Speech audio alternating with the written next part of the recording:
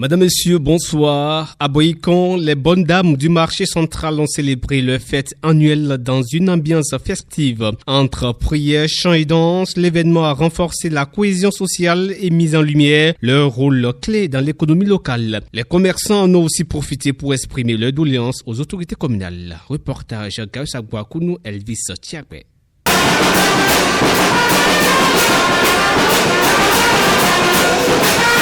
Comme chaque année, les commerçantes du marché central de Boïcon ont célébré ce jeudi 27 février leur fête traditionnelle dans une ambiance festive et conviviale. L'événement a rassemblé les bonnes dames, les responsables du marché et les autorités communales. Les festivités ont débuté par une messe d'action de grâce marquée par des prières et des chants de gratitude.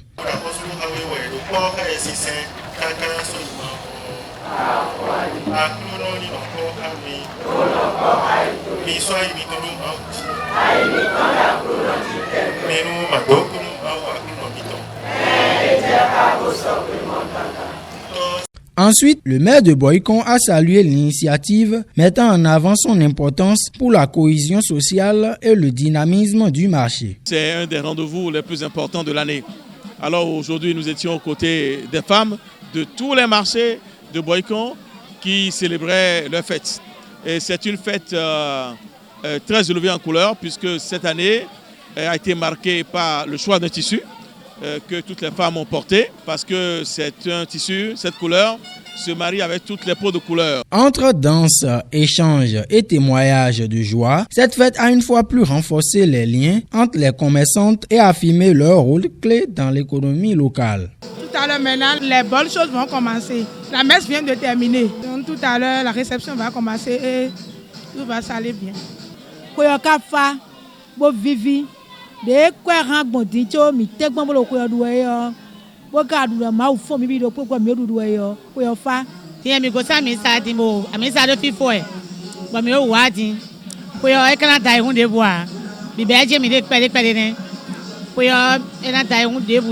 Le chef du marché, fier du succès de l'événement, a profité de l'occasion pour exposer aux autorités les difficultés rencontrées par les commerçants.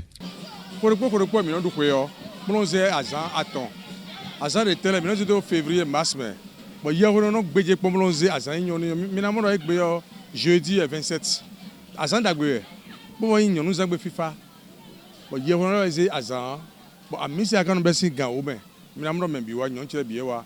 Donc,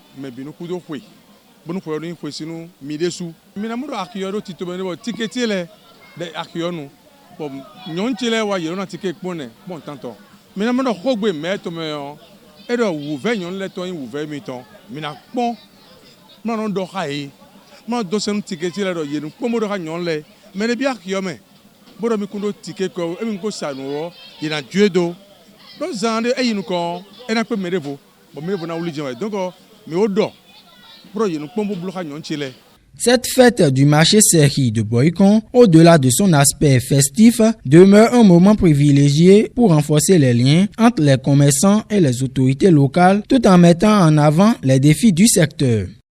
Flambée des prix de l'oignon dans les marchés du Bénin. Revendeurs et acheteurs crient depuis des mois leur ras-le-bol face à cette situation. Christelle Diomamou et Elvis Tiakpe sont allés faire le constat au marché de l'oignon à Boïcon.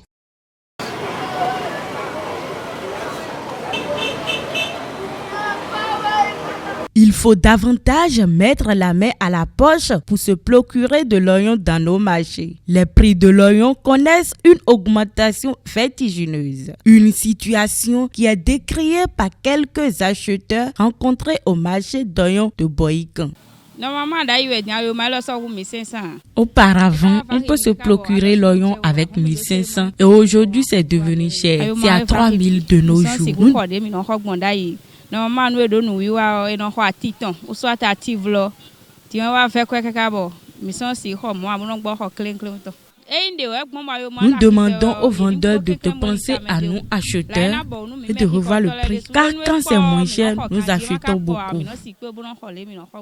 Pour les vendeurs et vendeuses de ce produit qui entre dans les plats des Béninois, cette hausse du prix ne dépend pas des commerçants. Avec les difficultés qui émanent du coût de transport à la fermeture de la frontière Bénin-Niger, ces revendeurs d'oignons restent unanimes sur la question. Ce que nous voyons depuis 2 ans, c'est du jamais vu. Ce qui est à 1500 est revenu à 3000. On fait des efforts, mais on ne rentabilise plus. Or, nous avons fait des prêts au niveau des structures étatiques pour le commerce. 1500, 1300 euro. Et bédion j'ai 3000. Mi bloc kaka mi selon mon déa. On a constaté que l'oignon a trop augmenté. Parce que normalement au début, ça commence même à 20 000. Mais cette année, nous avons commencé à 70 000 le sac. Même le frais de transport, ça a changé. Normalement, le transport de Boycom en ville, c'est à 1500 comme ça. Mais cette année, ça a augmenté jusqu'à 3000. C'est les véhicules qui quittent ici pour aller à Manaville. C'est eux qui déchargent là, c'est eux qui rechargent ça encore. Donc, compte tenu de ça, ce qui est à 1500, ça revenait à 3000. Donc, tout ça là, ça a augmenté. Tellement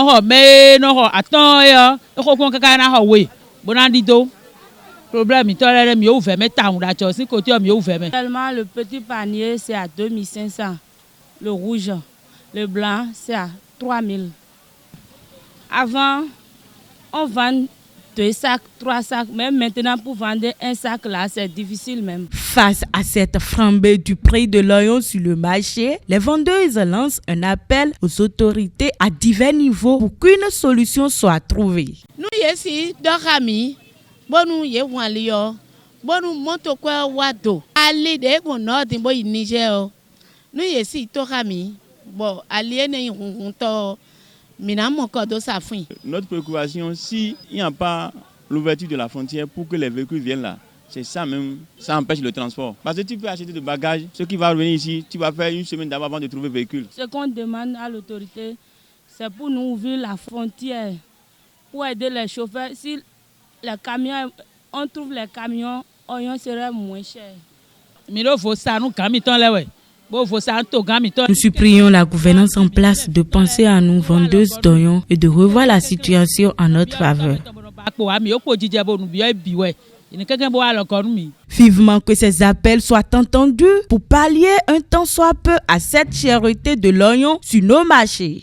Le Bénin renforce son atuerie avec l'appui de la Chine. Depuis le 22 février 2025, 12 instructeurs chinois forment les atueurs béninois pour améliorer leur maîtrise des pièces d'atuerie. Une initiative stratégique qui vise à renforcer la capacité opérationnelle des forces armées face aux menaces sécuritaires grandissantes. Jean-Théophile Oti. Face à cette menace sécuritaire croissante, le Bénin muscle son artillerie avec l'appui de la Chine. Après la cession de pièces d'artillerie en 2024, un détachement de 12 instructeurs chinois est au Bénin depuis le 12 février 2025 pour former les artilleurs béninois. Leur mission, qui s'achèvera le 7 mars, cible le premier bataillon d'artillerie MIS et la direction du matériel des armées. L'artillerie, véritable arme des feux, joue un rôle décisif sur le champ de bataille en neutralisant les menaces ennemies. Grâce à cette formation, les forces armées béninoises renforceront leur efficacité opérationnelle, garantissant ainsi une meilleure défense du territoire. En interactualité, le Maroc renonce au sacrifice de l'Aïd al-Adha cette année. Face aux défis sécurité économique affectant le cheptel, le roi Mohamed V appelle les Marocains à privilégier la solidarité. Il accomplira lui-même le sacrifice au nom du peuple, mettant l'accent sur la prière et l'entraide. Jean-Théophile Oti.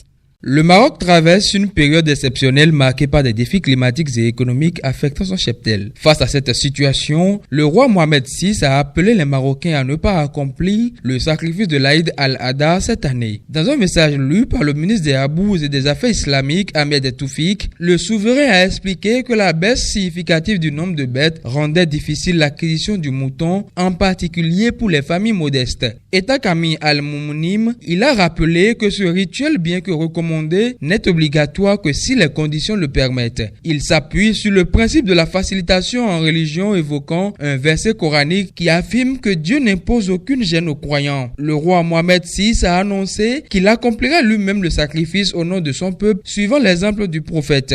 Il a invité les Marocains à célébrer l'Aïd en mettant l'accent sur la prière, l'aumône et les retrouvailles familiales, soulignant l'importance de la gratitude envers Dieu. Cette décision vise à protéger les citoyens et à favoriser la solidarité dans un contexte difficile. Nouvelle escalade diplomatique entre Alger et Paris. L'Algérie suspend sa coopération avec le Sénat français après une visite controversée à l'Ayoum. Une crise qui s'intensifie de jour en jour. Elvis Tiakwe. Le Conseil de la nation algérien a annoncé la suspension de la coopération avec le Sénat français en réaction à la visite du président Gérard Larcher à l'Ayoun, au Sahara occidental. L'instance parlementaire algérienne qualifie cette visite de provocation et d'acte inacceptable contraire aux résolutions de l'ONU. Cette décision intervient dans un contexte de tensions croissantes entre Alger et Paris, notamment après la menace du Premier ministre français François Bayrou de remettre en cause les accords de 1968 sur la circulation des Algériens en France. De plus, la diplomatie française a annoncé des restrictions de visa visant certains dignitaires algériens. En réponse, Alger a prévenu qu'elle appliquerait des mesures réciproques immédiates. Parlons sport dans cette édition, le Bénin mise sur l'avenue du sport. Du 26 au 28 février 2025, plus de 2000 jeunes talents U17 participent au premier regroupement départemental. Objectif, détecter et former la future élite sportive nationale. Une initiative clé du gouvernement béninois pour structurer le sport à la base. Jean-Théophile Loti.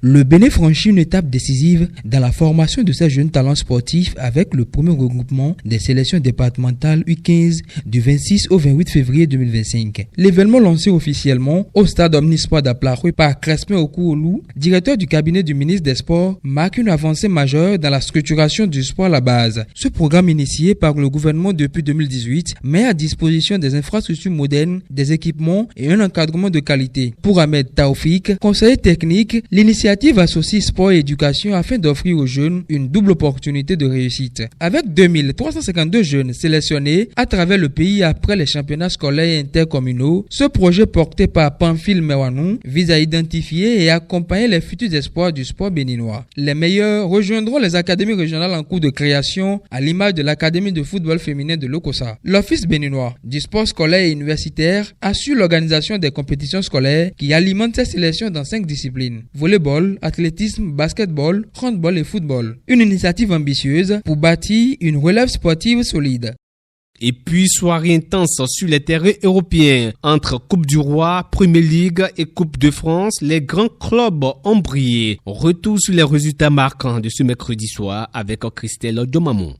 Plusieurs matchs étaient au rendez-vous ce mercredi 26 février 2025 dans les championnats européens et les coupes nationales. En Espagne, la Copa del Rey a vu la manche aller des demi-finales. La Real Sociedad a été battue 1-0 par le Real Madrid. En Italie, en quart de finale de la Coupe d'Italie, Empoli et la Juventus ont fait match nul 1-1. Suite à des séances de tir au but, la Juventus est éliminée. En Premier League anglaise, Manchester City a enregistré une victoire précieuse dans la course au top 4 en s'imposant sur le fil 1-0 face aux Spurs de Tottenham. Pendant ce temps, Newcastle a subi une défaite face à Liverpool sur le score de 2-0. Les autres résultats de la journée, pas de vainqueur entre Nottingham Forest et Arsenal 0-0. Match nul 1-1 entre Brentford et Everton. Et Manchester United a battu Ipswich Town 3-2. Enfin, en Coupe de France, le Paris Saint-Germain poursuit sa bonne lancée qu'en championnat. Hier, il a écrasé le Stade Briochine 7-0. Et c'est tout pour ce soir. Merci d'être toujours fidèle au programme de Econ TV. D'ici là, portez-vous bien.